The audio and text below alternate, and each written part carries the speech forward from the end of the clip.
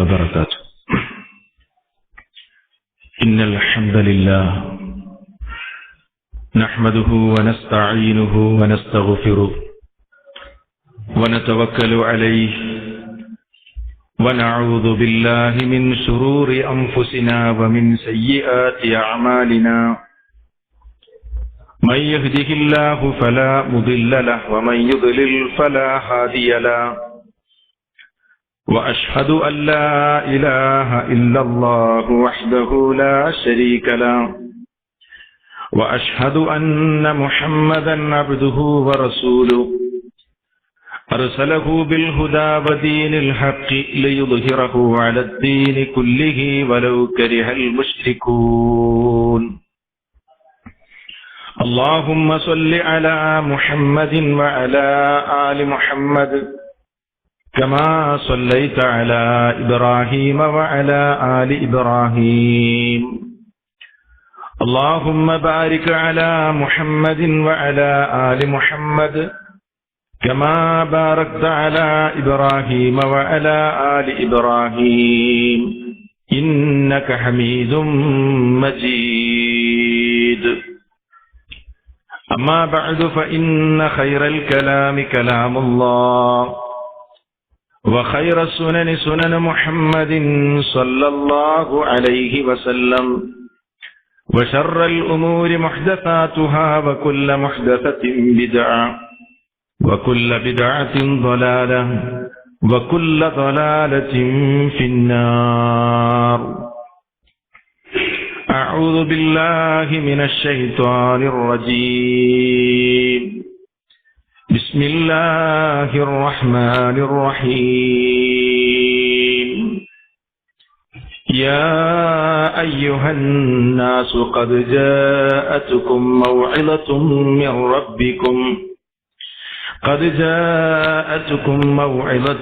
من ربكم وشفاء لما في الصدور وهدى ورحمة للمؤمنين.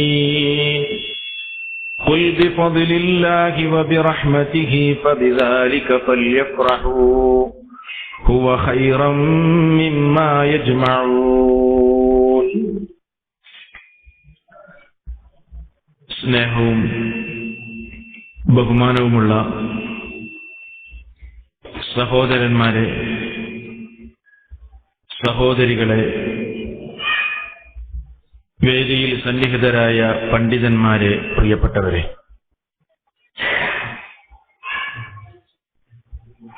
നമ്മളെല്ലാവരും മനസ്സിലാക്കിയതുപോലെ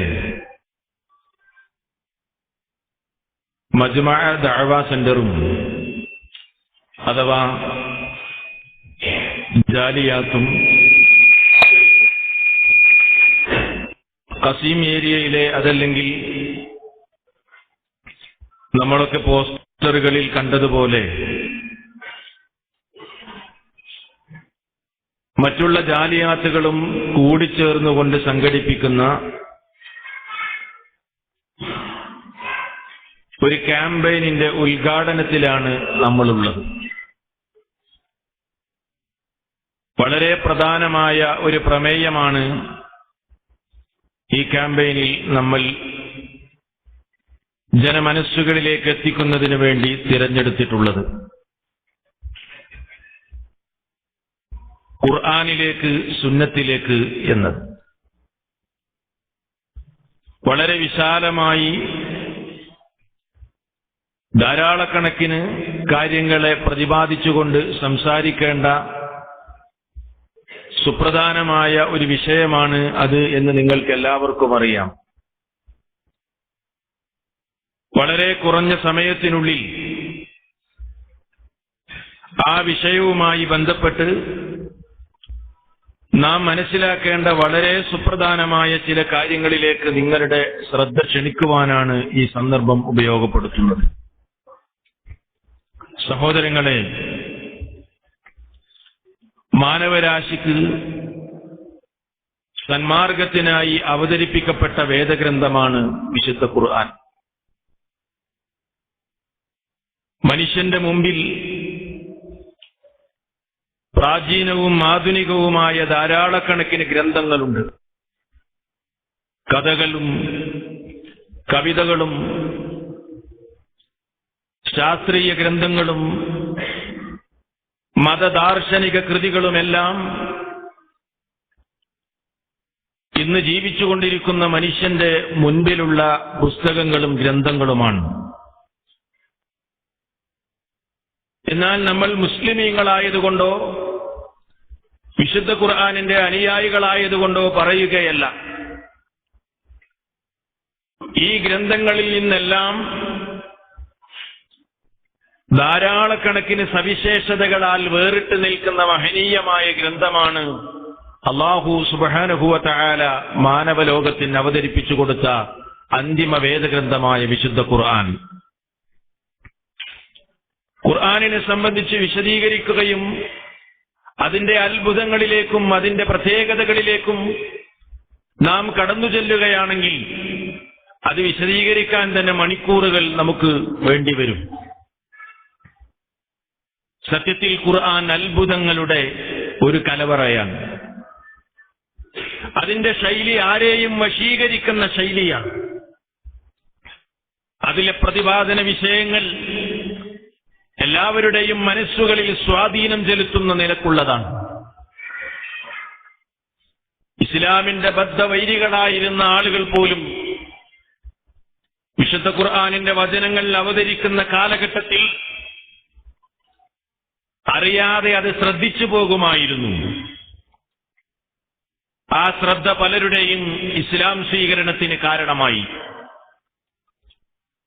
ഇങ്ങനെയൊരു അവസ്ഥാവിശേഷമുണ്ടായ സന്ദർഭത്തിൽ നബി സല്ലല്ലാഹു അലൈഹി വസല്ലമയുടെയും അനുചരന്മാരുടെയും ശത്രുക്കളായ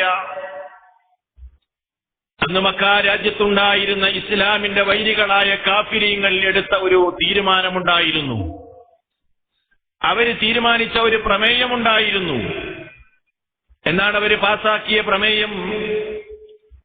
വിശുദ്ധ ഖുർആനിലെ സൂറത്ത് ഫുസ്സിലത്തിലൂടെ അല്ലാഹു സുബ്ഹാനഹു വ തആല ആ കാര്യം നമുക്ക് വിശദീകരിച്ചു തന്നു. വഖാലല്ലദീന കഫറൂ ലാ തസ്മഊ ലിഹാദൽ ഖുർആൻ.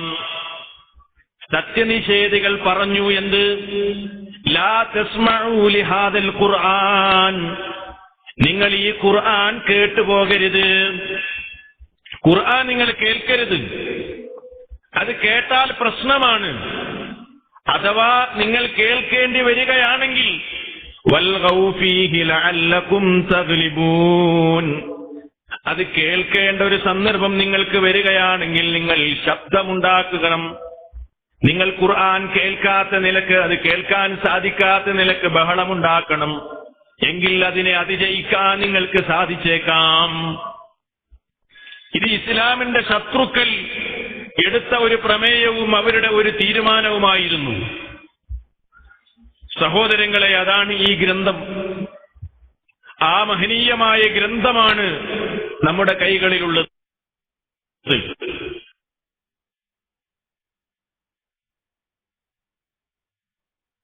നമുക്കറിയാമല്ലോ, ആഹ്വാനവുമായിട്ടാണ് വിശുദ്ധ ഖുർആനിന്റെ വചനങ്ങൾ വാനലോകത്ത് നിന്ന് ഭൂവനത്തിലേക്ക് അവതരണം ആരംഭിക്കുന്നത്.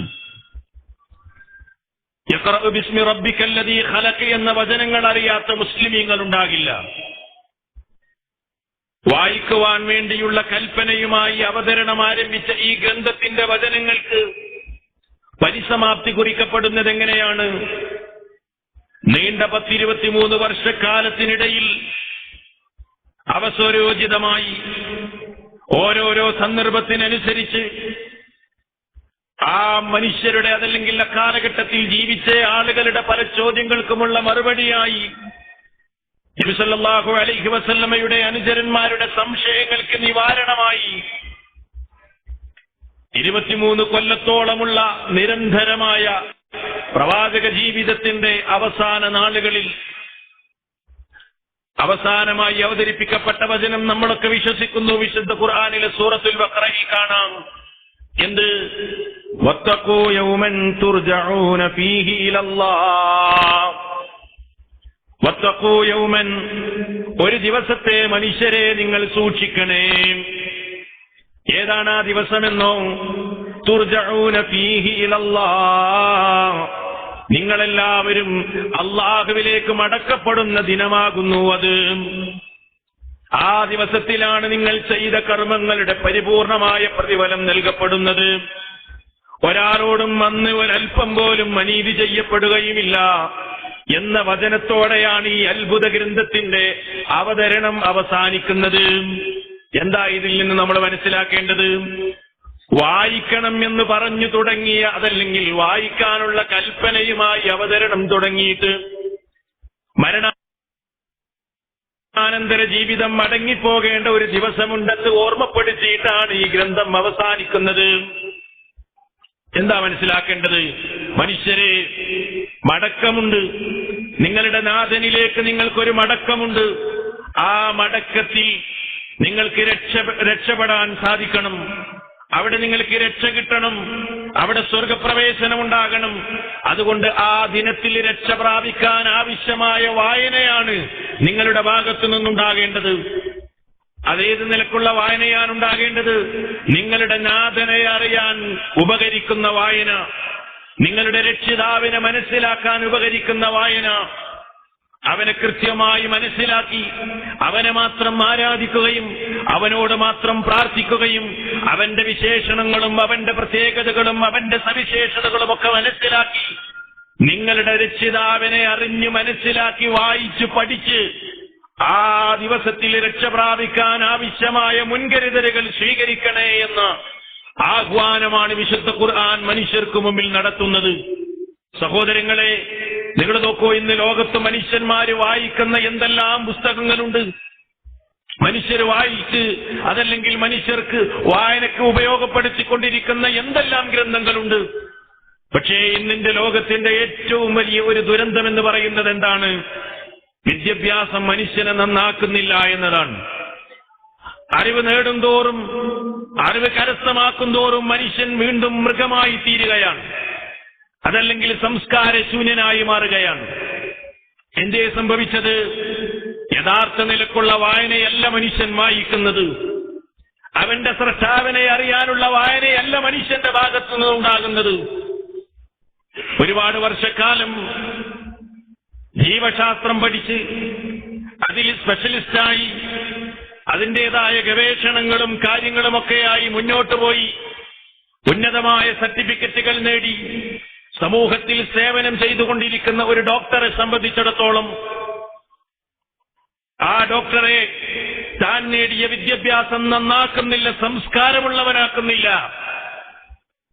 ഗർഭിണിയായ ഒരു യുവതി ഡോക്ടറുടെ സ്വകാര്യ റൂമിലേക്ക് കടന്നു ചെല്ലുകയാണ്. എന്നിട്ട് ആ യുവതി പരിഭവം പറയുന്നു, സാറേ, ഇത് ഞാൻ എന്റെ ഉമ്മയറിയാതെ, എന്റെ ഉപ്പയറിയാതെ, എന്റെ നാട്ടുകാരറിയാതെ, അതല്ലെങ്കിൽ ഞാനുമായി ബന്ധമുള്ള എന്നെ പരിചയമുള്ള ആർക്കും അറിയാതെ, ആരുമറിയാതെ ഞാൻ ധരിച്ച ഒരു ഗർഭമാണിത്. ഈ അപമാനത്തിൽ നിന്ന് നിങ്ങൾ എന്നെ രക്ഷപ്പെടുത്തണം. എന്റെ ഗർഭത്തെ, എന്റെ വയറ്റിൽ കിടക്കുന്ന ഈ കുട്ടിയെ വയറിനകത്ത് വെച്ച് തന്നെ നശിപ്പിക്കാൻ നിങ്ങൾ എന്നെ സഹായിക്കണമെന്ന ഒരു ആവശ്യവുമായി ജീവശാസ്ത്രം പഠിച്ചൊരു ഡോക്ടറുടെ റൂമിലേക്ക് കടന്നു ചെല്ലുന്ന ഒരു യുവതിയോട് ആ ഡോക്ടർ എങ്ങനെ പ്രതികരിക്കും? അള്ളാഹുവിനെ സംബന്ധിച്ച് ബോധമുള്ളവനാണെങ്കിൽ, രക്ഷിതാവിനെ മനസ്സിലാക്കിയ ഒരു മനുഷ്യനാണ് അയാളെങ്കിൽ ആ തോന്നിവാസത്തിന് കൂട്ടുനിൽക്കാനാകില്ല. പക്ഷേ ഇവിടെ സംഭവിക്കുന്ന പരാജയമെന്ത്? മനുഷ്യൻ വായിക്കുന്നതും നേടുന്ന അറിവുമൊന്നും അല്ലാഹു സുബ്ഹാനഹു വ തആലയെ മനസ്സിലാക്കാൻ അവന് സാധിച്ചിട്ടില്ല എന്നതാണ്. അതുകൊണ്ട് വിശുദ്ധ ഖുർആൻ മനുഷ്യനോട് ആവശ്യപ്പെടുന്നത് അള്ളാഹുവിനെ മനസ്സിലാക്കാൻ ആവശ്യമായ വായനകൾ ഉണ്ടാകണമെന്നാണ്. ആ നിലക്ക് നോക്കൂ നിങ്ങൾ, അതിനാവശ്യമായ ഒരു വലിയ ഉപഹാരമായി മനുഷ്യ സമൂഹത്തിന് സമർപ്പിച്ച ഗ്രന്ഥമാണ് വിശുദ്ധ ഖുർആൻ. വിശുദ്ധ ഖുർആനിനെ സംബന്ധിച്ചിടത്തോളം അള്ളാഹു പരിചയപ്പെടുത്തുന്നു, ലോകത്ത് ഏതേത് വിവരങ്ങളുണ്ടോ, വിജ്ഞാനങ്ങളുണ്ടോ, എല്ലാം ഖുർആനിൽ അതിനെ സംബന്ധിച്ചുള്ള പരാമർശമുണ്ടെന്നാണ്.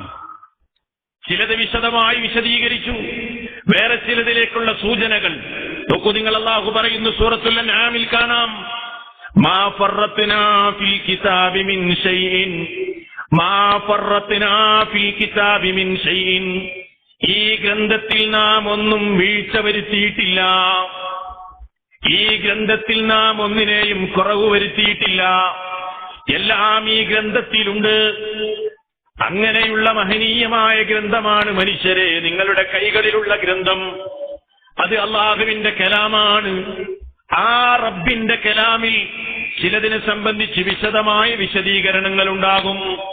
വേറെ ചില കാര്യങ്ങളിലേക്ക് സൂചനകൾ മാത്രമേ ഉണ്ടാകൂ. ആ സൂചനകൾ വിശദീകരിച്ചു തരാൻ, വ്യക്തമല്ലാത്ത കാര്യങ്ങൾ വ്യക്തമാക്കി തരാനും ഖുർആനിന്റെ വിശദീകരണങ്ങൾ നിങ്ങൾക്ക് നൽകാനുമാണ് അല്ലാഹുവിന്റെ പ്രവാചകനായ റസൂലിനെ ഞാൻ നിയോഗിക്കുന്നതും അദ്ദേഹത്തിന്റെ സജ്ജയെ നിങ്ങൾ പിൻപറ്റേണ്ടതും. അങ്ങനെയാണല്ലോ, സാഹിത്യത്തിന്റെ തറവാട്ടിലാണല്ലോ നബി സല്ലല്ലാഹു അലൈഹി വസല്ലമയുടെ അഭിസംബോധന വർഗം, അതല്ലെങ്കിൽ അവിടുന്ന് ജീവിച്ച കാലഘട്ടത്തിലുണ്ടായിരുന്ന ആളുകൾ ജനിച്ചത്. പക്ഷേ സാഹിത്യത്തിന്റെ തറവാട്ടിൽ അവർ ജനിച്ചിട്ടും ചില കാര്യങ്ങൾ വിശുദ്ധ ഖുർആനിൽ നിന്ന് അവർക്ക് മനസ്സിലായില്ല. ചില കാര്യങ്ങൾ അവർക്ക് വിശദീകരണം ആവശ്യമായി വന്നു. അപ്പോൾ അല്ലാഹുവിന്റെ പ്രവാചകൻ അവർക്കത് വിശദീകരിച്ചു കൊടുത്തു. ആ നബി സല്ലല്ലാഹു അലൈഹി വസല്ലമയുടെ വിശദീകരണങ്ങളും അവിടുത്തേതായ ഓരോ കാര്യങ്ങളും തന്റെ സമൂഹത്തിന് കൃത്യമായ നിലക്ക് നൽകിയ വിശദീകരണം, ആ വിശദീകരണമാണല്ലോ ഹദീസുകൾ എന്ന് നാം മനസ്സിലാക്കിയത്, നാം പറയുന്നത്. അതാണ് അല്ലാഹു സുബ്ഹാനഹു വ തആല പറഞ്ഞത്, വഅൻസൽനാ ഇലൈക ദിക്ർ. നബിയെ, നിങ്ങളിലേക്ക് നാം ഇതാ ഖുർആനാകുന്ന ഈ ഉത്ബോധനത്തെ അവതരിപ്പിച്ചു തന്നിരിക്കുന്നു. എന്തിനാ ഖുർആൻ അവതരിപ്പിച്ചു തന്നത്? ലിതുബയ്യിന ലിന്നാസി മാ നുസ്സില ഇലൈഹിം.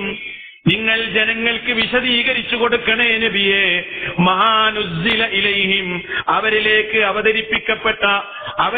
അവതരിപ്പിക്കപ്പെട്ട ഗ്രന്ഥത്തിന്റെ വിശദീകരണം നിങ്ങളാണ് നബിയെ അവർക്ക് വിശദീകരിച്ചു കൊടുക്കേണ്ടത്.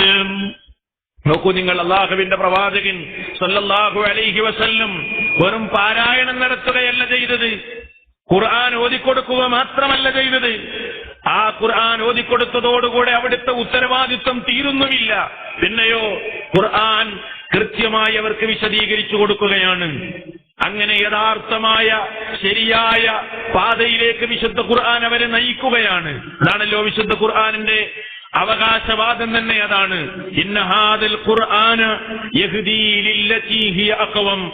ഈ ഗ്രന്ഥം വിശുദ്ധ ഖുർആൻ, തീർച്ചയായും ഖുർആൻ ഏറ്റവും നല്ല, ഏറ്റവും ഉത്തമമായ മാർഗത്തിലേക്കാണ് മനുഷ്യരെ നയിക്കുന്നത് എന്ന് മഹാനായ നബി സല്ലല്ലാഹു അലൈഹി വസല്ലം ഈ വിശുദ്ധ ഖുർആനിന്റെ വചനങ്ങൾ ഓതിക്കൊടുത്ത് ഏറ്റവും ഉന്നതമായ മാർഗത്തിലേക്കാണ് അവരെ നയിച്ചത്. നിങ്ങൾ നോക്കൂ, ലോകത്ത് എത്രയോ പ്രത്യയശാസ്ത്രങ്ങളുണ്ട്, മനുഷ്യനിർമ്മിതമായ എത്രയോ നിയമങ്ങളുണ്ട്, തത്വശാസ്ത്രങ്ങളുണ്ട്. പക്ഷെ നിങ്ങൾ മനസ്സിരുത്തി ചിന്തിച്ചു നോക്ക്, ലോകത്തുള്ള ഏതെങ്കിലും പുസ്തകങ്ങളോ തത്വശാസ്ത്രങ്ങളോ പ്രത്യയശാസ്ത്രങ്ങളോ, ആ പ്രത്യയശാസ്ത്രങ്ങളും തത്വശാസ്ത്രങ്ങളും ഒക്കെ വിഭാവനം ചെയ്യുന്ന നിലക്കുള്ള ഒരു ജനസമൂഹത്തെ വാർത്തെടുക്കാൻ കഴിഞ്ഞിട്ടുണ്ടോ? അവർക്കൊക്കെ സാധിച്ചിട്ടില്ല എന്നതല്ലേ യാഥാർത്ഥ്യം. എന്നാൽ വിശുദ്ധ ഖുർആൻ അങ്ങനെയല്ല. അത് അവതരിച്ച് തീരുന്നതിന് മുൻപ് തന്നെ ആ ഖുർആൻ വിഭാവനം ചെയ്യുന്ന ഒരു സമൂഹത്തെ വാർത്തെടുക്കാൻ വിശുദ്ധ ഖുർആനിന് സാധിച്ചു.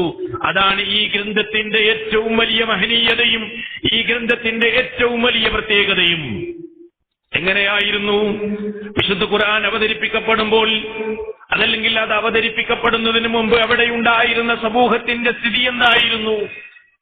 അല്ലാഹു സുബ്ഹാനഹു വ തആല ചുരുക്കി വിശദീകരിച്ചു. വളരെ സംക്ഷിപ്തമായി അതിനെ സംബന്ധിച്ച് നമുക്ക് വിശദീകരണം നൽകി. എന്താ അല്ലാഹു പറഞ്ഞത്?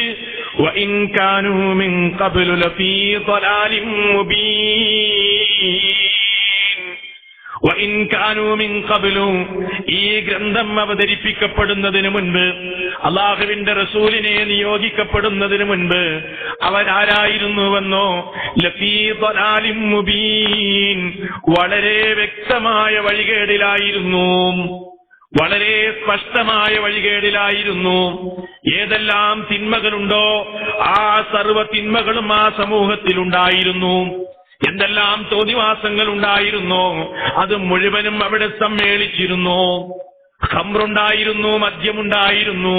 മദ്യമില്ലാതെ എങ്ങനെയാണ് ഈ ലോകത്ത് ജീവിക്കുക എന്നല്ലേ അവര് ചോദിച്ചത്.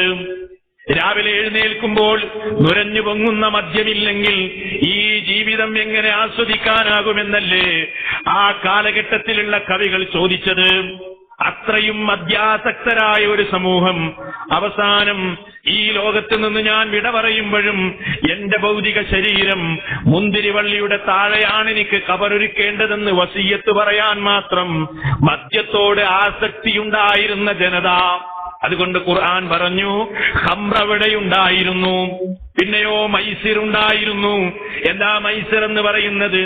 എളുപ്പം, വളരെ എളുപ്പമായി. യുസർ എന്ന പദത്തിൽ നിന്നുണ്ടായതല്ലേ മൈസിർ. വളരെ ത്യാഗമില്ലാതെ, അതല്ലെങ്കിൽ അധ്വാനമില്ലാതെ മറ്റുള്ളവന്റെ കീശയിൽ കിടക്കുന്ന ധനം എന്റെ കയ്യിലെത്താൻ പറ്റുമെന്ന ചിന്തയാണ് മൈസിറിന്റെ അടിസ്ഥാനം. അങ്ങനെ അധ്വാനമില്ലാതെ എളുപ്പമായി ചൂതാട്ടത്തിലൂടെയും അവിഹിതമായ മാർഗത്തിലൂടെയുമൊക്കെ തന്റെ സഹോദരന്റെ ധനം കൈക്കലാക്കുന്ന സർവ്വരീതികളും അവിടെയുണ്ടായിരുന്നു. അതിനു പറ്റിയ എല്ലാ സാഹചര്യങ്ങളും അന്നുണ്ടായിരുന്നു. വിശുദ്ധ ഖുർആൻ നമുക്ക് വിശദീകരിച്ചു തന്നല്ലോ. അതുപോലെ പ്രതിഷ്ഠകളുണ്ടായിരുന്നു, ഭാഗ്യപരീക്ഷണത്തിനുള്ള അമ്പുകോലുകൾ ഉണ്ടായിരുന്നു. വ്യഭിചാരം വളരെ വ്യാപകമായ നിലക്ക് തന്നെ നടന്നിരുന്നു. അക്കാലഘട്ടത്തിലെ വേശ്യകളെ തിരിച്ചറിയാൻ അവരുടെ വീടുകളിൽ, അതല്ലെങ്കിൽ അവർ താമസിക്കുന്നിടത്ത് പ്രത്യേകമായ അടയാളങ്ങൾ വരെ വെച്ച് തോന്നിവാസങ്ങൾ ലോകത്ത് പ്രചരിപ്പിക്കപ്പെട്ടിരുന്നു. തോന്നിവാസങ്ങളും വൃത്തികേടുകളും വ്യാപകമായ നിലക്ക് തന്നെ നിലനിന്നിരുന്നു. അക്രമവും അനീതിയും വേണ്ടുവോളം അക്കാലഘട്ടത്തിൽ വ്യാപിച്ചിരുന്നു. ചുരുക്കി പറഞ്ഞാൽ മക്കാ രാജ്യം ഈ അനുഗ്രഹീതമായ ഗ്രന്ഥം അവതരിക്കുന്ന സാഹചര്യത്തിൽ ശിർക്കിന്റെ ഒരു രാജ്യമായിരുന്നു. ശിർക്കിന്റെ കേളുകേട്ട ഒരു പ്രദേശമായിരുന്നു. അക്രമത്തിന്റെയും അനീതിയുടെയും ഒരു നാടായിരുന്നു. 100 കൂട്ടം കാര്യങ്ങൾക്ക് 100,000 ദൈവങ്ങളെയായിരുന്നു അവർ സ്വീകരിച്ചിരുന്നത്. ഇന്നൊരു ദൈവമാണെങ്കിൽ നാളെ വേറൊരു ദൈവം. ഇന്ന് ആരാധിക്കുന്ന കല്ലിനേക്കാൾ നല്ല ഒരു കല്ലിനെ നാളെ കണ്ടാൽ ഈ കല്ല് ഉപേക്ഷിച്ച് നാളെ ആ കല്ലിന്റെ പിന്നാലെ പോകാൻ മടിയില്ലാത്ത അത്രയും വിശ്വാസരംഗത്ത് ജീർണത അനുഭവിച്ചിരുന്ന ഒരു സമൂഹം. ആ സമൂഹത്തെയല്ലേ മഹാനായ നബി സല്ലല്ലാഹു അലൈഹി വസല്ലം നന്നാക്കിയത്. ഇനി ഞാൻ പറയുന്ന എന്റെ വാക്കുകൾ വളരെ ഗൗരവത്തോടുകൂടെയാണ് എന്റെ സഹോദരന്മാരെ ശ്രദ്ധിക്കേണ്ടത്. കാരണം നമ്മുടെ പ്രമേയം തന്നെ ഖുർആനിലേക്ക്, സുന്നത്തിലേക്ക് എന്നതാണ്. ഇങ്ങനെയുണ്ടായിരുന്ന ഒരു സമൂഹത്തെ നബി സല്ലല്ലാഹു അലൈഹി വസല്ലം നന്നാക്കി. എങ്ങനെയാ നന്നാക്കിയത്? അള്ളാഹുവിന്റെ റസൂല് വല്ല അത്ഭുതവും ചെയ്തോ? വല്ല മാന്ത്രിക വിദ്യയും അവിടുത്തെ കയ്യിലുണ്ടായിരുന്നോ? അതല്ലെങ്കിൽ വല്ല ജാലവിദ്യയും പ്രവാചകൻ പ്രയോഗിച്ചോ? ഇല്ല. പിന്നെ എങ്ങനെയാണ്? കുൻതും ഖൈറ ഉമ്മ, നിങ്ങൾ ഏറ്റവും നല്ല സമൂഹമാണ്, ഏറ്റവും നല്ല ഉമ്മത്താണ്.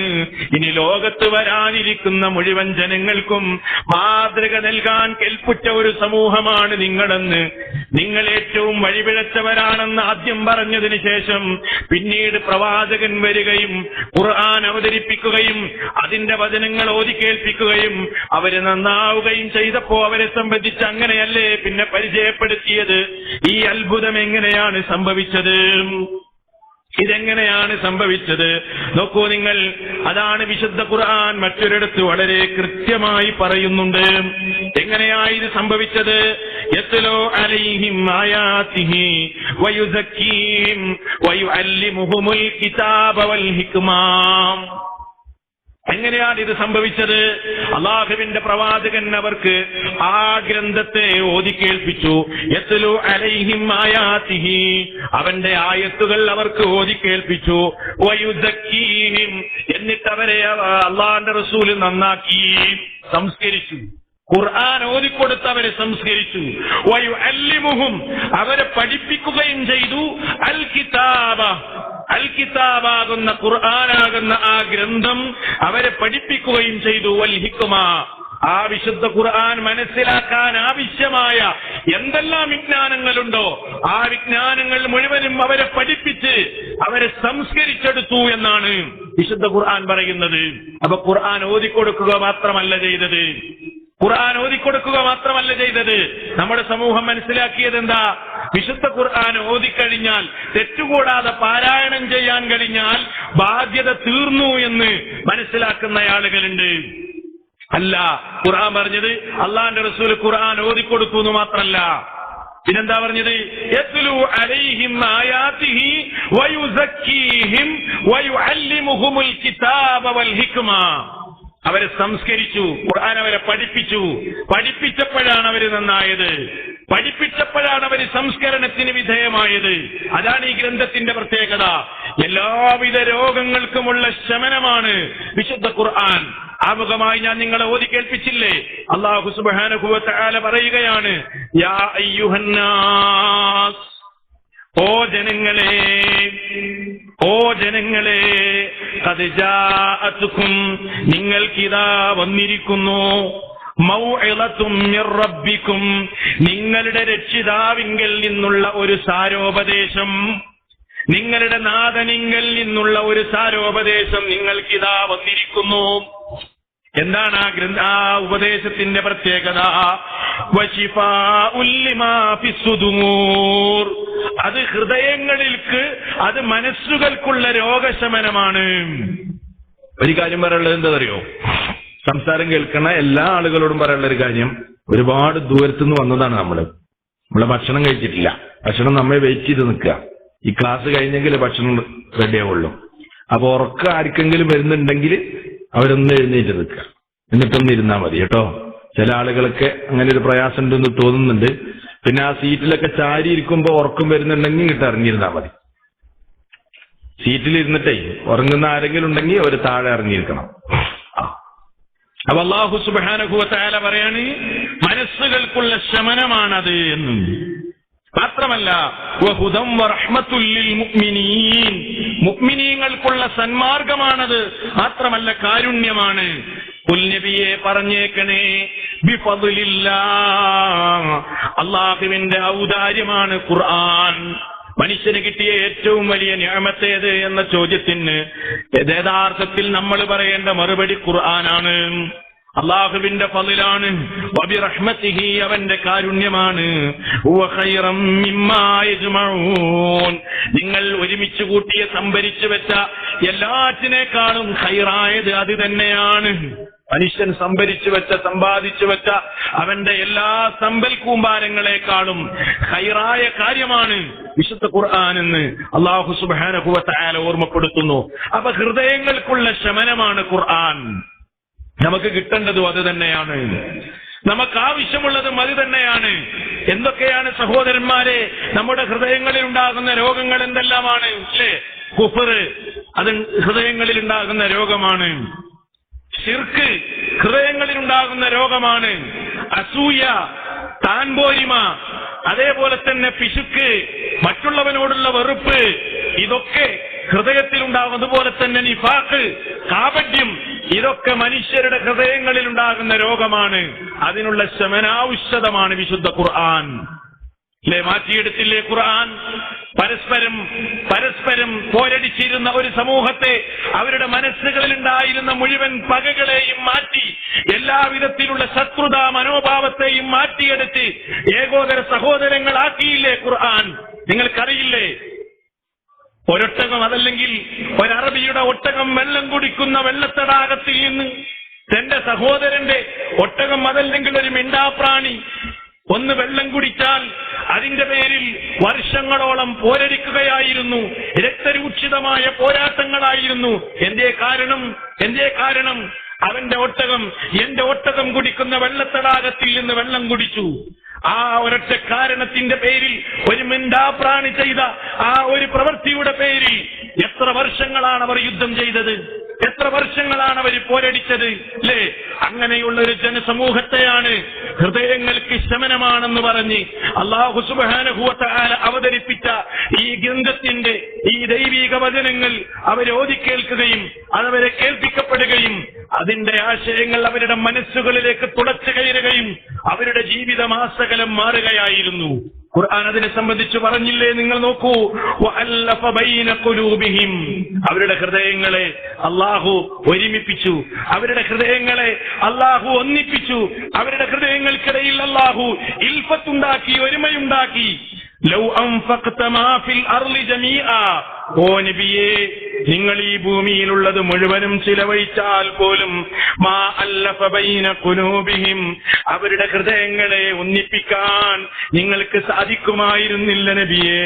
പിന്നെയോ വലാകിന്നല്ലാഹ്, പക്ഷേ അല്ലാഹുവാണ് കേട്ടോ, അല്ലഫ ബൈനഹും, അവർക്കിടയിൽ ഒരുമയുണ്ടാക്കിയത് അല്ലാഹുവാണ്. ആ നിലക്ക് അവര് ഒന്നിച്ചില്ലേ, ഏകോദര സഹോദരന്മാരായി മാറിയില്ലേ. മക്കയിൽ നിന്ന് മദീനയിലേക്ക് പലായനം ചെയ്ത അഭയാർത്ഥികളായ മുഹാജിറുകളെ അൻസാറുകൾ എങ്ങനെയാണ് സ്വീകരിച്ചത്? എങ്ങനെയാണ് അവർക്ക് ആതിഥ്യമരുളിയത്? നോക്കൂ നിങ്ങൾ, ഒട്ടകക്കൂട്ടങ്ങളെയും ആട്ടിൻപറ്റങ്ങളെയും സമ്പൽ കുമാരങ്ങളെയും ജീവിതത്തിലേറെ സ്നേഹിച്ചവരെയും പ്രിയപ്പെട്ടവരെയും ഭർത്താവ് ഭാര്യയെയും ഭാര്യ ഭർത്താവിനെയും മക്കളെയും വാപ്പയെയും ഉമ്മയെയും ഒക്കെ വെടിഞ്ഞുകൊണ്ട് എല്ലാം ഉപേക്ഷിച്ചുകൊണ്ടുള്ള യാത്രയായിരുന്നില്ലേ മദീനയിലേക്കുള്ള യാത്ര? ദീനിന് വേണ്ടിയുള്ള യാത്ര, അള്ളാഹുവിന് വേണ്ടിയുള്ള ത്യാഗമായിരുന്നില്ലേ? ദുനിയാവ് നേടാനോ ദുനിയാവ് വാരിക്കൂട്ടാനോ അല്ലല്ലോ യാത്ര പോയത്. അങ്ങനെ അഭയാർത്ഥികളായി കടന്നു വന്ന മുഹാജിറുകൾ അൻസാറുകൾ എങ്ങനെയാണ് അവരെ ആദരിച്ചത്? എങ്ങനെയാണ് അവരെ ബഹുമാനിച്ചത്? അവരുടെ ആ ഈമാനികമായ സാഹോദര്യമല്ലേ ഇനി അന്ത്യനാൾ വരെയുള്ള മുഴുവൻ മുസ്ലിമീങ്ങളും മാതൃകയായി സ്വീകരിക്കേണ്ടത്? അതാണല്ലോ. നോക്കൂ നിങ്ങൾ, അള്ളാഹു അതിനെ സംബന്ധിച്ച് എങ്ങനെയാണ് വിശദീകരിച്ചത്?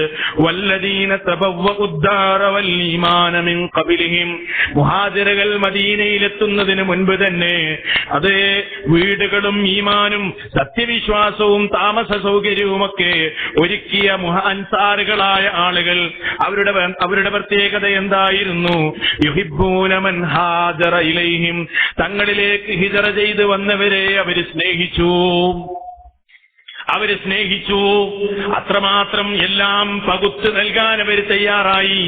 ഇത് അൻസാറുകളെ സംബന്ധിച്ച് വിശുദ്ധ ഖുർആൻ പറഞ്ഞ വിശദീകരണമാണ്. ഈ നിലക്കല്ലേ അവര് മാറിയത്? എന്തേ അങ്ങനെ മാറാൻ അവർക്ക് കാരണമായതെന്തേ? വിശുദ്ധ ഖുർആൻ അവര് ശരിക്ക് പഠിച്ചു, അള്ളാഹുവിന്റെ റസൂൽ അവരെ പഠിപ്പിച്ചു. പക്ഷെ ഇവിടെയാണ് നമുക്ക് പരാജയമുണ്ടായത്. ഇവിടെയാണ് പല ആളുകൾക്കും എന്തുണ്ടായത്? തകർച്ച വന്നത്. വിശുദ്ധ ഖുർആൻ പഠിക്കാൻ പാടില്ല എന്ന ഒരു ഫത്വ ഈ സമുദായത്തിൽ നിന്ന് തന്നെ ഉണ്ടായി. പ്രത്യേകിച്ച് കേരള സമൂഹത്തിൽ നമുക്കറിയാമല്ലോ, മലയാളക്കരയിൽ മലയാള ഭാഷയിൽ വിരചിതമായ പുസ്തകമാണ് വിശുദ്ധ ഖുർആൻ പരിഭാഷപ്പെടുത്തുന്നതിൽ നിന്നുള്ള താക്കീത് എന്ന ഗ്രന്ഥം. ആ ഗ്രന്ഥം മലയാളക്കരയിലല്ലേ വിരചിതമായത്? മലയാളത്തിലല്ലേ അത് എഴുതപ്പെട്ടത്? ഇന്നും നമുക്ക് ആ പുസ്തകം വാങ്ങാൻ കിട്ടും, അതല്ലെങ്കിൽ പലരുടെയും കയ്യിലുണ്ട്. എന്താണ് അതിന്റെ ഹുക്കും ഇപ്പൊ നിലവിലുണ്ടോ? എന്താണത് സംബന്ധിച്ചുള്ള വിവരങ്ങൾ? ഇപ്പോഴും ആരും തുറന്നു പറയാൻ തയ്യാറാകുന്നില്ല. ഖുർആൻ പരിഭാഷ നടത്തുക എന്നത് കുഫ്രിയത്താണ് എന്നല്ലേ ഒരു വിഭാഗം പണ്ഡിതന്മാര് പറഞ്ഞതും പ്രചരിപ്പിച്ചതും? അങ്ങനെയല്ലേ? എന്തൊരു സങ്കടമാണ് സഹോദരന്മാരെ, എന്തൊരു ദുഃഖമാണ്. ഏതുവരെ അവരെഴുതിയെന്നോ? ദീനിനെ നശിപ്പിച്ച് നാമാവശേഷമാക്കണമെങ്കിൽ ഖുർആൻ പരിഭാഷ തന്നെ വേണം. എന്താ എഴുതിയത്? ദീനിനെ നശിപ്പിച്ച് നാമാവശേഷമാക്കണമെങ്കിൽ ഖുർആൻ പരിഭാഷ തന്നെ വേണം. അപ്പൊ ഖുർആൻ പരിഭാഷപ്പെടുത്തിയാൽ ദീനിനെ നശിപ്പിക്കലാണ്, ദീനിനെ നാമാവശേഷമാക്കലാണ്.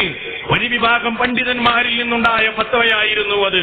മാത്രമല്ല, ഒരാൾ ബോധപൂർവം വിശുദ്ധ ഖുർആൻ പരിഭാഷപ്പെടുത്തിയാൽ അതിന്റെ വിധി എന്താണ്? അവൻ സിന്ദീഖാണ്.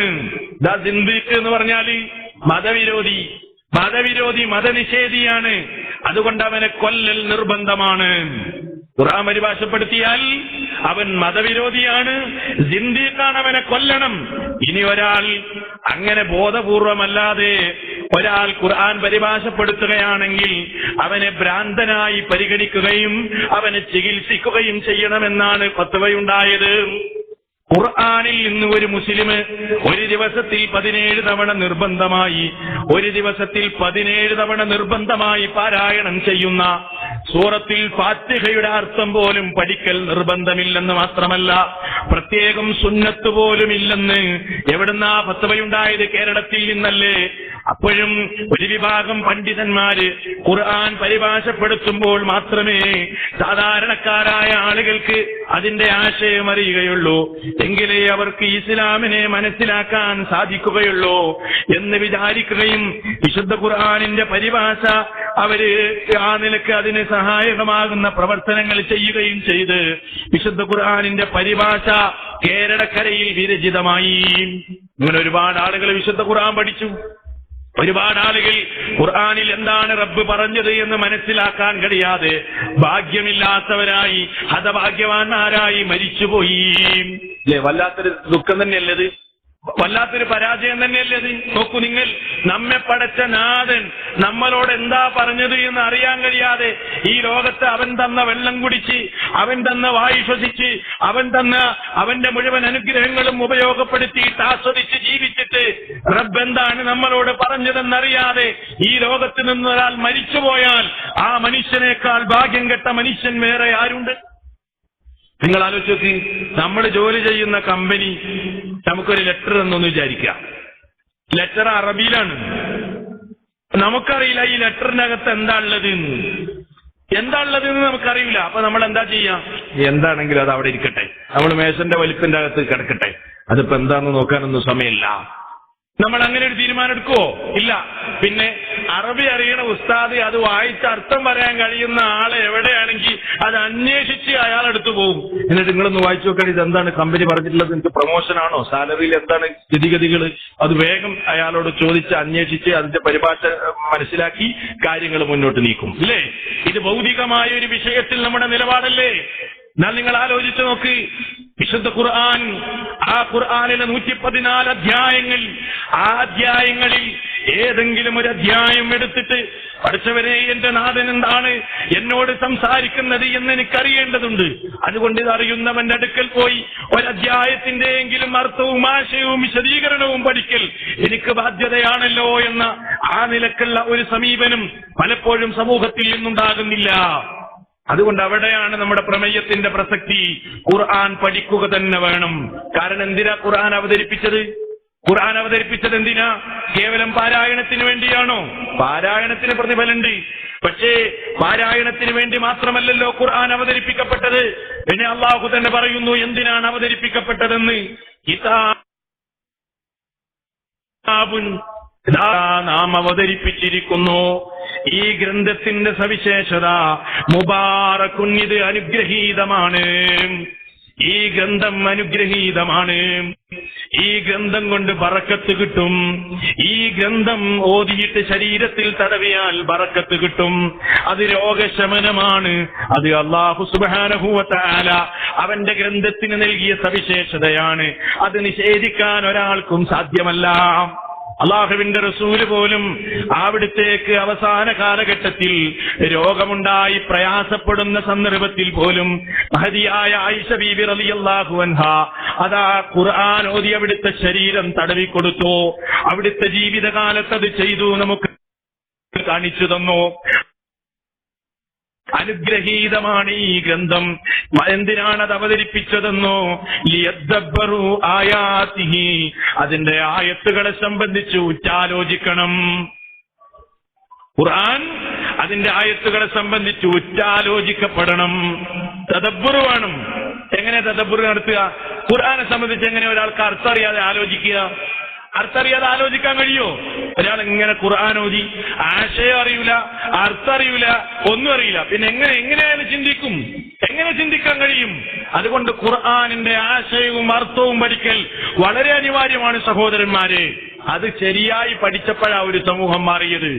ഖുർആനിൽ നിന്ന് ഓരോ വചനങ്ങൾ അവതരിപ്പിക്കപ്പെടുന്നതിനനുസരിച്ച് അവരുടെ ജീവിതത്തിൽ വലിയ പരിവർത്തനങ്ങൾ ഉണ്ടായി, വലിയ മാറ്റങ്ങൾ ഉണ്ടായി. ഇല്ലേ? നിങ്ങൾ നോക്കൂ, വിശുദ്ധ ഖുർആനിലെ നമുക്കൊക്കെ പരിചിതമായ അധ്യായമല്ലേ സൂറത്തുൽ ഹുജറാത്ത്. സൂറത്തുൽ ഹുജറാത്തിലെ ആദ്യ വചനങ്ങൾ അവതരിച്ച സന്ദർഭത്തിൽ സഹാബിമാർക്കിടയിലുണ്ടായ ആ മാറ്റം നമ്മൾ കണ്ടിട്ടില്ലേ? നമ്മൾ വായിച്ചിട്ടില്ലേ? എന്താ സൂറത്തുൽ ഹുജറാത്തിന്റെ ആദ്യ ഭാഗത്തുള്ളത്? അല്ലാഹു സുബ്ഹാനഹു വ തആല പറയുകയാണ്, യാ അയ്യുഹല്ലദീന ആമനൂ, സത്യവിശ്വാസികളെ, സത്യവിശ്വാസികളെ, ലാ തർഫഉ അസ്വാതകും, നിങ്ങളുടെ ശബ്ദങ്ങളെ നിങ്ങൾ ഉയർത്തരുത്. ഫൗഖ സൗത്തിൻ നബി, അല്ലാഹുവിന്റെ റസൂലായ റസൂൽ നബിയുടെ നബി സല്ലല്ലാഹു അലൈഹി വസല്ലമയുടെ ശബ്ദത്തിന് മീതെയായി നിങ്ങളുടെ ശബ്ദങ്ങളെ നിങ്ങൾ ഉയർത്തരുത്. വലാ തജ്ഹറൂ ലഹു ബിൽ ഖൗലി കജഹരി ബഅദികും ലിബഅദിൻ, നിങ്ങൾ പരസ്പരം ഉറക്കെ വിളിക്കുന്നത് പോലെ അല്ലാഹുവിന്റെ റസൂലിനെ നിങ്ങൾ വിളിക്കരുത്. നബി സല്ലല്ലാഹു അലൈഹി വസല്ലമയോട് മുഅ്മിനീങ്ങൾക്ക് ഉണ്ടാകേണ്ട മര്യാദ പറയാണ്. നിങ്ങളോ റസൂലിന്റെ ശബ്ദത്തെക്കാൾ നിങ്ങൾ ഉയർത്തി സംസാരിക്കാനും പാടില്ല. നിങ്ങൾ പരസ്പരം ഇങ്ങനെ അബൂബക്കറെ ഉമറെ എന്നൊക്കെ ഉറക്കെ വിളിക്കുന്നത് പോലെ അല്ലാഹുവിന്റെ റസൂലിനെ നിങ്ങൾ വിളിക്കുകയും ചെയ്യരുത്. അങ്ങനെ നിങ്ങൾ വിളിച്ചു കഴിഞ്ഞാൽ അൻ തഹ്ബത അഅമാലുക്കും, നിങ്ങളുടെ കർമ്മങ്ങൾ നിഷ്ഫലമായി പോകും. വഅൻതും ലാ തശ്ഉറൂൻ, നിങ്ങൾ അറിയാത്ത നിലക്ക് നിങ്ങളുടെ കർമ്മങ്ങൾ നിഷ്ഫലമായി പോകാൻ ആ മര്യാദകേട് കാരണമാകും. ഈ വചനം അവതരിപ്പിക്കപ്പെട്ടപ്പോൾ നോക്കൂ, സഹാബിമാർക്കിടയിലുണ്ടായ പ്രയാസം. എന്നും റസൂലിന്റെ സദസ്സിലുള്ള സഹാബിയാണ്, നബി സല്ലല്ലാഹു അലൈഹി വസല്ലമയുടെ മജ്ലിസിൽ വരാറുള്ള സഹാബിയാണ് സാബിത്ത് ബിൻ ഖൈസ് റളിയല്ലാഹു അൻഹു. ഈ ആയത്ത് അവതരിപ്പിച്ചു കഴിഞ്ഞതിന് ശേഷം സാബിത്ത് ബിൻ ഖൈസ് റളിയല്ലാഹു അൻഹു റസൂലിന്റെ മജ്ലിസിലേക്ക് വരുന്നില്ല, അല്ലാഹുവിന്റെ റസൂലിന്റെ സദസ്സിലേക്ക് വരുന്നില്ല, സഹാബിയെ കാണുന്നില്ല. നിബിതങ്ങൾ അന്വേഷിക്കുകയാണ്, എവിടെ പോയി, സാബിത്ത് ബിൻ ഖൈസ് എവിടെ പോയി? അതാ അദ്ദേഹം വീട്ടിൽ തന്നെ ഇരിപ്പാണ്. എന്നിട്ട് അദ്ദേഹം പറയുന്നു, എന്ത്, ഞാൻ പ്രകൃതിപരമായി ശബ്ദം അല്പം കൂടുതലുള്ള ആളാണ്. പലപ്പോഴും ഞാൻ സംസാരിക്കുമ്പോ അല്ലാഹുവിന്റെ റസൂലിന്റെ ശബ്ദത്തെക്കാൾ അറിയാതെ ഉയർന്നു പോകുമോ എന്നെനിക്കറിയില്ല, അങ്ങനെ പോയിട്ടുണ്ടോ എന്നെനിക്കറിയില്ല. അതെന്റെ പ്രകൃതിപരമായ ഒരു അവസ്ഥയാണ്. അതുകൊണ്ട് ഈ വചനം അവതരിച്ചത് എന്നെ സംബന്ധിച്ചാണ്. അതുകൊണ്ട് ഞാൻ നരകവാസികളിൽ പെട്ടുപോയല്ലോ, ഞാൻ നരകത്തിന്റെ ആളായി പോയല്ലോ. ഇനി റസൂലിന്റെ സദസ്സിലേക്ക് ഞാൻ വരില്ല. അനമിൻ അഹ്ലിൻ നാർ, ഞാനിതാ നരകവാസികളിൽ പെട്ടല്ലോ. ബേജാറാണ്. അത്രമാത്രം അവർക്ക് ഭയമായില്ലേ, അത്രമാത്രം അവർക്ക് ബേജാറായിരുന്നു. നോക്കൂ നിങ്ങൾ, മദ്യം കടിച്ച് മദ്യമില്ലാതെ ജീവിക്കാൻ കഴിയാത്ത ഒരു സമൂഹം പിന്നീട് അതാ മദ്യത്തിന്റെ ചഷകങ്ങൾ വലിച്ചെറിയുകയാണ്, വീപ്പകൾ തച്ചുടക്കുകയാണ്. മാറ്റമുണ്ടായില്ലേ? വ്യഭിചരിക്കാതെ ഒരു ദിവസം കഴിച്ചുകൂട്ടാൻ കഴിയാത്ത ആ സമൂഹം പിന്നീട് ഒരന്യ പെണ്ണിന്റെ മുഖത്തേക്ക് നോക്കാൻ പോലും അവർക്ക് കഴിയുന്നില്ല. അത് ഹറാമായി, അത് ഹറാമാണെന്ന് അവർ മനസ്സിലാക്കി. ജീവിതത്തിന്റെ മുഴുവൻ മേഖലകളും അതാ വളരെ കൃത്യമായി വിമലീകരിക്കപ്പെടുന്നു, വിശുദ്ധമാക്കപ്പെടുന്നു. എവിടെയാ മാറ്റമുണ്ടായത്? ഖുർആൻ വളരെ കൃത്യമായ നിലക്ക് പഠിക്കുകയും അത് ജീവിതത്തിൽ കൊണ്ടുവരികയും ചെയ്തപ്പോഴല്ലേ ഒരു സമൂഹം നന്നായത്. അതുകൊണ്ട് നമുക്കും നന്നാകാനുള്ള ഒരേ ഒരു മാർഗമാണ്. അതുകൊണ്ടാണ് പണ്ഡിതന്മാര് പറഞ്ഞത്, മുൻഗാമികൾ എങ്ങനെ നന്നായോ ആ ശമനാഔഷധം കൊണ്ട് മാത്രമേ പിൻഗാമികളും അവസാനക്കാലക്കാരും നന്നാവുകയുള്ളൂ എന്ന് പണ്ഡിതന്മാര് പറഞ്ഞത് അതുകൊണ്ടാണ്. അതുകൊണ്ട് സഹോദരന്മാരെ, ഖുർആനിലേക്ക് സുന്നത്തിലേക്ക് എന്ന പ്രമേയത്തിലെ ഖുർആനിലേക്ക് എന്ന ആദ്യ ഭാഗം ഞാൻ നിങ്ങളെ കേൾപ്പിക്കുമ്പോ അതിനെ സംബന്ധിച്ച് വിശാലമായി കടന്നുപോകാൻ എനിക്ക് സാധ്യമല്ല. പക്ഷേ ഒരൊറ്റ സന്ദേശം മാത്രമാണ് എന്റെ ശബ്ദം ശ്രവിക്കുന്ന എന്റെ സഹോദരന്മാരോട് എനിക്ക് ഓർമ്മപ്പെടുത്താനുള്ളത്. നമുക്ക് ഖുർആൻ അറിയുമോ? ഓരോരുത്തരും ചിന്തിക്കണം. ഖുർആൻ തെറ്റുകൂടാതെ പാരായണം ചെയ്യാൻ അറിയുമോ? ഓരോരുത്തരും ആലോചിക്കണം. ഒരു ദിവസത്തിൽ നമ്മുടെ കൈകളിൽ കിട്ടുന്ന പത്രം, ദിനപത്രത്തിന്റെ ഓരോ മുക്കും മൂലയും മരിച്ചു പെറുക്കി നമ്മൾ വായിക്കാറുണ്ട്.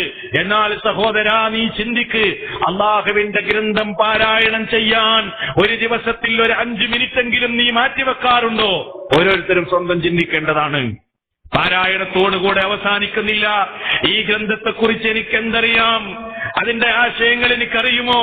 എന്റെ നാഥന്റെ സംസാരത്തിന്റെ വിശദമായ രൂപങ്ങൾ എനിക്കറിയില്ലെങ്കിലും, വിശദമായി അറിയില്ലെങ്കിലും എന്താണ് പറഞ്ഞതെന്നുള്ള ഒരു പൊതുവായ ധാരണയെങ്കിലും എനിക്കുണ്ടോ? അതിനുള്ള തയ്യാറെടുപ്പ് എന്റെ ഭാഗത്തു നിന്നുണ്ടായിട്ടുണ്ടോ? അതിനുള്ള അവസരങ്ങൾ ഞാൻ ഉപയോഗപ്പെടുത്തിയിട്ടുണ്ടോ? ഒന്നാമതായി നമ്മൾ ചിന്തിക്കണം. രണ്ടാമതായി സഹോദരങ്ങളെ, വിശുദ്ധ ഖുർആൻ മാത്രമല്ലല്ലോ നമുക്കുള്ള പ്രമാണങ്ങൾ. ഇസ്ലാമിന്റെ അടിസ്ഥാന പ്രമാണങ്ങൾ രണ്ടാണല്ലോ. ഒന്ന് ഖുർആനാണ്, മറ്റൊന്ന് സുന്നത്താണ്. ഒന്ന് ഖുർആനാണ്, മറ്റൊന്ന് സുന്നത്താണ്. സുന്നത്തിനെ മാറ്റി നിർത്തിയിട്ട് ഖുർആൻ മാത്രമാണെന്ന് പറയാൻ കഴിയില്ല, അല്ലേ? മഹാനായ നബി സല്ലല്ലാഹു അലൈഹി വസല്ലം പറഞ്ഞു, അലാ ഇന്നി ഊതീതുൽ കിതാബ വമിസ്ലഹു മഅഹു. അറിഞ്ഞേക്കണേ ജനങ്ങളെ, എനിക്ക് ഖുർആൻ നൽകപ്പെട്ടിട്ടുണ്ട്, അതുപോലെ അത്രയും വേറെയും നൽകപ്പെട്ടിരിക്കുന്നു എന്ന്. അപ്പൊ ഖുർആൻ പോലെ വേറെ ഏതാണ്? അതാണ് നബി സല്ലല്ലാഹു അലൈഹി വസല്ലമയുടെ സുന്നത്ത്. അത് ഇസ്ലാമിന്റെ രണ്ടാം പ്രമാണമാണ്. സുന്നത്തിനെ നിഷേധിച്ചാൽ ഇസ്ലാമിക വൃത്തത്തിൽ നിന്ന് അവൻ പുറത്തു പോകും. പക്ഷേ മഹാനായ നബി സല്ലല്ലാഹു അലൈഹി വസല്ലം പറഞ്ഞു, എന്ത്? അവസാന കാലമാകുമ്പോ, എന്റെ സമൂഹത്തിൽ അവസാന കാലം വരുമ്പോ ഒരു വിഭാഗം ആളുകൾ എന്റെ സജ്ജയെ, എന്റെ സുന്നത്തിനെ നിഷേധിക്കുന്ന കാലം വരും. അവിടുന്ന് പറഞ്ഞത് ഇങ്ങനെയാണ്, യൂഷിക്കുർ റജുലു മുത്തഖിഉൻ അലാ അരീകതിഹി യുഹദ്ദിസു ബിഹദീസിഹി. ഒരു മനുഷ്യൻ അവന്റെ വീട്ടിൽ, അതല്ലെങ്കിൽ അവൻ എവിടെയാണോ വസിക്കുന്നത്, അവിടെ വളരെ സുഖലോലുപനായി തന്റെ ചാരികസാരയിൽ ഇങ്ങനെ ചാരിയിരുന്നിട്ട് അവൻ പറയും, അവൻ സംസാരിക്കുന്നത് എന്റെ ഹദീസുകളെ സംബന്ധിച്ചാണ്. എന്നിട്ട് അവൻ എന്താണ് പറയുന്നതെന്നോ, ബൈനനാ വ ബൈനകും കിതാബുല്ലാഹ്. അല്ല ജനങ്ങളെ, നമുക്കിടയിൽ അല്ലാഹുവിന്റെ ഗ്രന്ഥമില്ലേ? വമാ വജദ്നാ ഫീഹി മിൻ ഹലാലിൻ. അതിൽ ഹലാലായി കാണുന്നത് നാം ഹലാലായി കണക്കാക്കുന്നു. അഹ്ലൽനാ വമിൻ ഹറാമിൻ ഹറംനാ. ആ ഗ്രന്ഥത്തിൽ ഏതൊക്കെയാണോ ഹറാമുള്ളത് അത് നമുക്ക് ഹറാമായി കണ്ടാൽ പോരെ. അതിനപ്പുറം ഒരു ഹദീസ് വേണോ, അതിനപ്പുറം ഒരു സുന്നത്ത് വേണോ എന്ന് ചോദിക്കുന്ന ആളുകൾ എന്റെ ഉമ്മത്തിലുണ്ടാകും എന്ന് മഹാനായ നബി സല്ലല്ലാഹു അലൈഹി വസല്ലം അവിടുന്ന് മുന്നറിയിപ്പ് നൽകിയെങ്കിൽ ഇതാ സംഭവിച്ചു കഴിഞ്ഞില്ലേ ലോകത്ത്. അല്ലാഹുവിന്റെ റസൂലിന്റെ ഹദീസുകളെ പുച്ഛിക്കുന്ന മനോവിഭാഗം, പുച്ഛിക്കുന്ന ആ നിലക്കുള്ള ഒരു മാനസികമായ അവസ്ഥ, പുച്ഛിക്കുന്ന ജനങ്ങൾ ഈ സമൂഹത്തിൽ ഉണ്ടായില്ലേ? സത്യല്ലേ അത്? ഇത് നോക്കൂ നിങ്ങൾ, ശിയാക്കൾ ആരാണ്? ഹദീസ് നിഷേധത്തിന്റെ തുടക്കം കുറിച്ചത് ആരാണ്? ശിയാക്കളല്ലേ? ആരാണ് ഈ ശിയാക്കൾ? ജൂതന്റെ പ്രൊഡക്റ്റാണ് യഥാർത്ഥത്തിൽ ശിയാക്കൾ. ആ ശിയാക്കളാണ് ഹദീസ് നിഷേധത്തിന് തുടക്കം കുറിച്ചത്. അവരെങ്ങനെ ഹദീസ് നിഷേധിച്ചത്? വരങ്ങൾക്ക് അബൂബക്കറും ഉമറുമൊക്കെ കാഫിറാനി മുശിരിക്കാനി, നഊദു ബില്ലാഹ്. ജൂതന്മാരിൽ ഏറ്റവും ശിയാക്കളിൽ ഏറ്റവും തീവ്രവിഭാഗമായ റാഫിലിയാക്കൾ പ്രസംഗിക്കുന്ന പ്രസംഗമാണ് എന്ത്? അബൂബക്കർ റളിയല്ലാഹു അൻഹുവും ഉമർ റളിയല്ലാഹു അൻഹുവും മുശ്രിക്കുകളാണ്, മുശ്രിക്കാനി കാഫിറാനി. ആയിഷ ബീവിയുടെ പേര് കേൾക്കുമ്പോ ലഅനത്ത് ചൊല്ലുന്ന ശിയാക്കൾ, അല്ലേ? മഹാന്മാരായ സഹാബിമാരുടെ വിശ്വാസ്യതയെ ചോദ്യം ചെയ്ത ശിയാക്കൾ. സഹാബത്തിന്റെ വിശ്വാസ്യതയെ ചോദ്യം ചെയ്താൽ യഥാർത്ഥത്തിൽ തുരങ്കം വെക്കുന്നത് എവിടെയാണ്?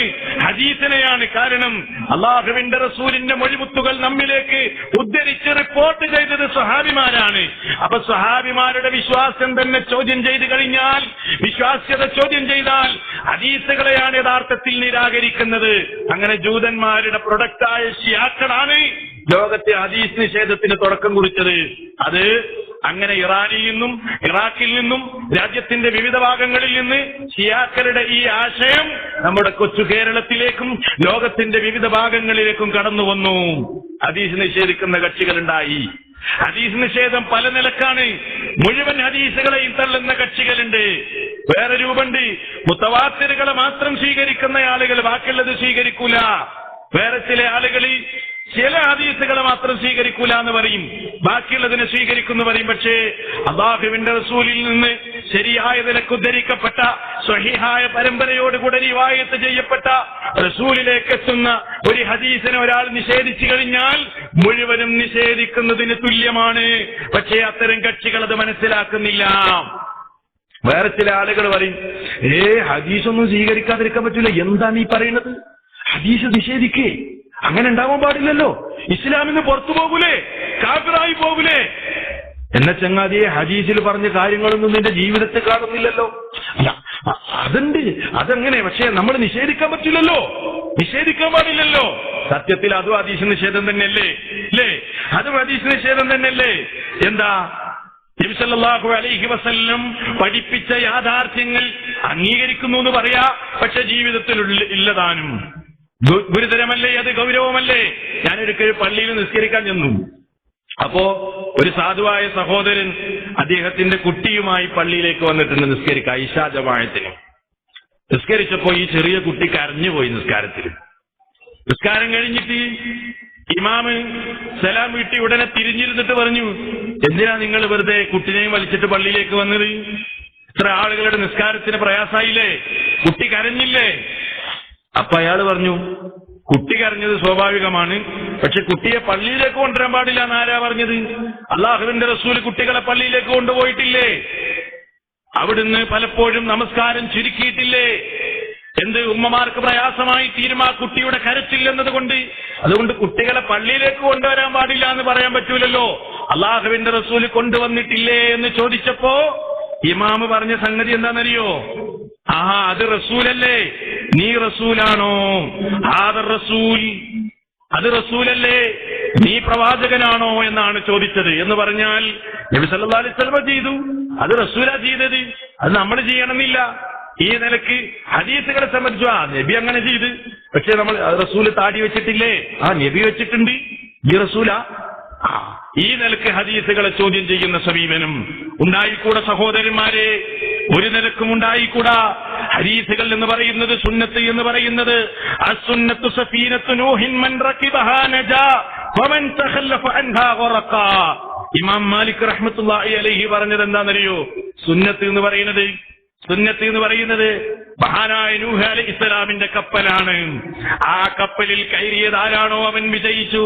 ആ കപ്പലിൽ കയറാതെ താഴ്ന്നവൻ വെള്ളത്തിൽ മുങ്ങി എന്നതാണ് പണ്ഡിതന്മാരതിനെ സംബന്ധിച്ച് പറഞ്ഞത്.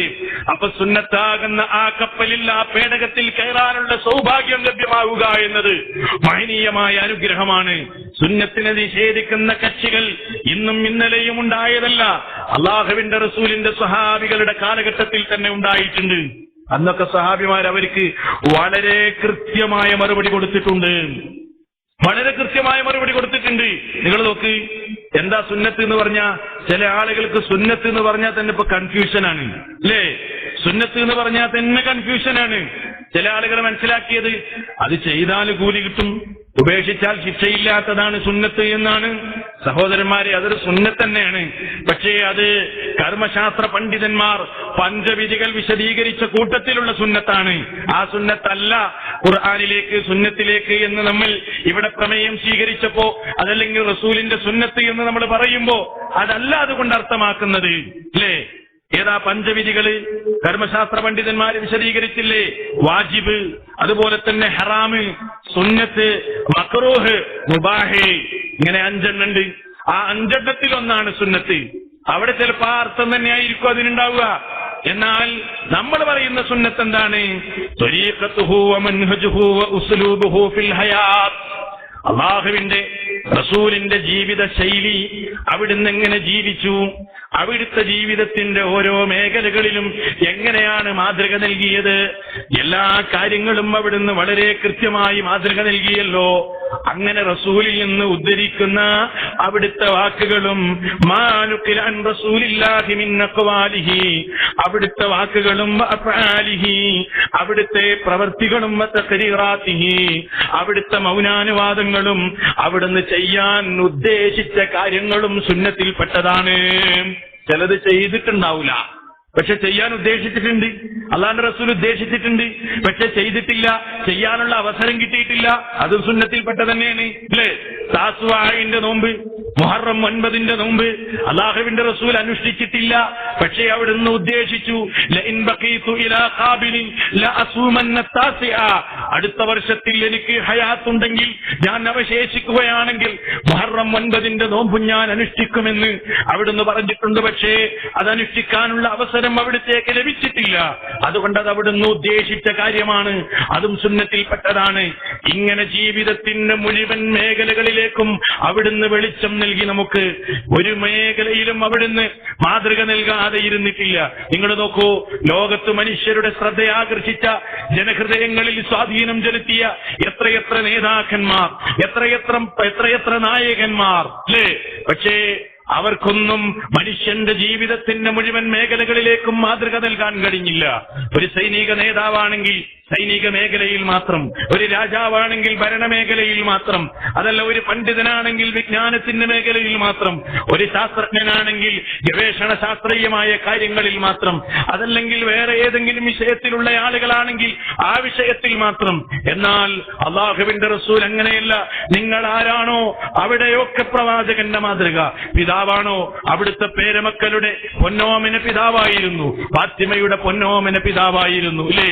ഒരു പിതാവ് തന്റെ മക്കളെ എങ്ങനെ വളർത്തണം, മക്കളോടെങ്ങനെ പെരുമാറണം, മക്കളോടെങ്ങനെ കരുണ കാണിക്കണം, അല്ലാഹുവിന്റെ റസൂലിന്റെ ജീവിതത്തിൽ കാണാം. നിങ്ങളൊരു ഭർത്താവാണോ, അതാ അവിടുത്തെ പ്രിയപ്പെട്ട പത്നിമാരുടെ പൊന്നോമന ഭർത്താവ്. അല്ലാഹുവിന്റെ റസൂലിനെ സംബന്ധിച്ച് ഒരു പരാതിയും തങ്ങളുടെ ഭർത്താവിനെ സംബന്ധിച്ച് ഭാര്യമാർക്ക് പറയാനില്ലാത്ത വളരെ ആദരിക്കപ്പെട്ട ഭർത്താവായിരുന്നില്ലേ അവിടുന്ന്? നിങ്ങളൊരു വിദ്യാർത്ഥിയാണോ, ജിബ്രീലിന്റെ മുമ്പിലിരുന്ന് വിനയത്തോടുകൂടെ ഖുർആൻ പഠിച്ച് അല്ലാഹുവിന്റെ വചനങ്ങൾ കേട്ടത് പഠിച്ച ഒരു വിദ്യാർത്ഥിയായിരുന്നില്ലേ ലോകത്തിന്റെ റസൂല്? നിങ്ങളൊരു അധ്യാപകനാണോ, മദീന പള്ളിയുടെ ചുറ്റുപാടിൽ ഒരുമിച്ച് കൂടിയ അവിടുത്തെ അനുചരന്മാർക്ക് വിശുദ്ധ ഖുർആനും ദീനും പഠിപ്പിച്ച അധ്യാപകനായിരുന്നില്ലേ അല്ലാഹുവിന്റെ പ്രവാചകൻ? നിങ്ങളിത് സാധാരണക്കാരനായ ജോലിക്കാരനാണോ? ഖദീജയുടെ ആടുകളെ മേച്ച് അതുപോലെ തന്നെ ഖദീജയുടെ കച്ചവട തിരക്കുമായി വിവിധ പ്രദേശങ്ങളിൽ ചുറ്റിക്കറങ്ങി കച്ചവടം ചെയ്ത വിശ്വസ്തനായ കച്ചവടക്കാരൻ, വിശ്വസ്തനായ കച്ചവടക്കാരൻ. നിങ്ങളാരായിരുന്നാലും നമ്മളാരായിരുന്നാലും ഇനി അതൊന്നുമല്ല, ഒരു രാജ്യത്തിന്റെ അധിപനാണോ, ഒരു രാഷ്ട്രീയ നായകനാണോ എങ്കിൽ എങ്ങനെ രാജ്യം ഭരിക്കണം, തന്റെ പ്രജകളോട് എങ്ങനെ പെരുമാറണം, നാട്ടുകാരോട് എങ്ങനെ വർത്തിക്കണം, അവിടെയും മാതൃക. ഒരു യുദ്ധത്തിന്റെ കമാൻഡറാണോ, സൈനിക നായകനാണോ, അവിടെയും മാതൃക. എല്ലാ മേഖലയിലും അവിടുന്ന് മാതൃക നൽകി. അതുകൊണ്ട് അവിടുത്തെ മാതൃക പ്രസംഗിക്കാനുള്ളതല്ല, എഴുതാൻ മാത്രമുള്ളതല്ല, ജീവിതത്തിന്റെ മുഴുവൻ മേഖലകളിലും അവിടുത്തെ ആ ചര്യയുണ്ടാകണം. അത് സ്വീകരിക്കാനും അത് ജീവിതത്തിൽ ഉൾക്കൊള്ളാനും നമ്മൾ തയ്യാറാകണം. സുന്നത്തിനെ നിഷേധിക്കുകയും ഹദീസുകളെ പുച്ഛിക്കുകയും പ്രവാചകന്റെ വചനങ്ങളെ പരിഹാസത്തോടുകൂടെ ജനമധ്യത്തിലിട്ടുകൊണ്ട് പരിഹസിക്കുകയും ചെയ്യുന്ന ഈ കാലഘട്ടത്തിൽ സുന്നത്തിനെ കുറിച്ച് പഠിക്കൽ ഏറെ ഗൗരവം നിറഞ്ഞ കാര്യമാണെന്ന് മാത്രമാണ് ഈ സന്ദർഭത്തിൽ നിങ്ങൾ ഓർമ്മപ്പെടുത്തുന്നത്. ഇൻഷാ അല്ലാഹ് ഈ പ്രമേയവുമായി ബന്ധപ്പെട്ട ചർച്ചകൾ, ലഘുലേഖകൾ, അതുപോലെ തന്നെ CD വിതരണങ്ങൾ, അതുപോലെ ദഅവത്തിന്റെ വിവിധമായ വൈവിധ്യമാർന്ന പരിപാടികൾ ഇൻഷാ അല്ലാഹ് നമ്മുടെ വിവിധ ജാലിയാത്തുകളുടെ കീഴിൽ ഇൻഷാ അല്ലാഹ് ഇനി നടക്കും. ആ സന്ദർഭങ്ങളിലൊക്കെ ഇതുമായി ബന്ധപ്പെട്ട ചർച്ചകളും പഠനങ്ങളും നമ്മുടെ ഭാഗത്തു നിന്നുണ്ടാകണം. എപ്പോഴും നാം കേൾക്കുന്നവര് മാത്രമാകരുത്, ചിന്തിക്കുകയും പഠിക്കുകയും അന്വേഷണ ബുദ്ധിയോടുകൂടെ ഓരോ കാര്യങ്ങൾ അത് അന്വേഷണം ചെയ്യുന്ന സമീപനം നമ്മുടെ ഭാഗത്തു നിന്നുണ്ടാകണം. എല്ലാ ജാലിയാത്തുകളിലും നിർബന്ധമായി ഹദീസുകളെ കുറിച്ച് പഠിക്കുന്ന ഒരു ക്ലാസ് അവിടെയുള്ളതാ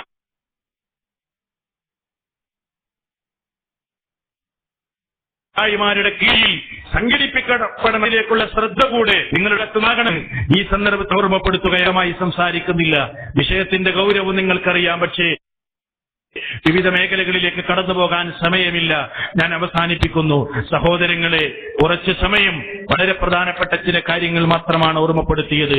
സർവ്വലോക പരിപാലകനായ നാഥൻ കേൾക്കുന്ന കാര്യങ്ങൾ ജീവിതത്തിൽ പകർത്തുവാനും അത് ഉൾക്കൊള്ളുവാനും അതനുസരിച്ച് ജീവിക്കുവാനുമുള്ള തൗഫീഖ് നമുക്കേവർക്കും തന്ന് നമ്മെ ഏവരെയും അനുഗ്രഹിക്കുമാറാവട്ടെ. അറിഞ്ഞോ അറിയാതെയോ സംഭവിച്ചു പോയ പാപങ്ങൾ അല്ലാഹു സുബ്ഹാനഹു സുന്നത്തും വിശുദ്ധ ഖുർആനിന്റെ അധ്യാപനങ്ങളും അതിന്റെ വിശദീകരണമായ സുന്നത്തും ജീവിതത്തിൽ പകർത്തുകയും അത് പഠിക്കുകയും അതനുസരിച്ച് ജീവിക്കുകയും ചെയ്യുന്ന മുത്തഖീങ്ങളുടെ കൂട്ടത്തിൽ അല്ലാഹു നമ്മെ ഏവരെയും ഉൾപ്പെടുത്തി അനുഗ്രഹിക്കുമാറാകട്ടെ. നാഥ, വളരെ ത്യാഗം സഹിച്ച് പ്രയാസം സഹിച്ച് നിന്റെ ദീന് കേൾക്കാനും പഠിക്കാനും ഞങ്ങൾ ഇവിടെ എത്തിച്ചേർന്നിരിക്കുന്നു.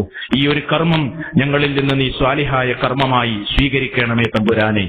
ഇതുപോലെ നിന്റെ സ്വർഗത്തിൽ ഞങ്ങളെ ഏവരെയും നീ ഒരുമിച്ച് ചേർക്കണമേ നാഥ. ربنا تقبل منا إنك أنت السميع العليم وتب علينا إنك أنت التواب الرحيم والسلام عليكم ورحمة الله وبركاته.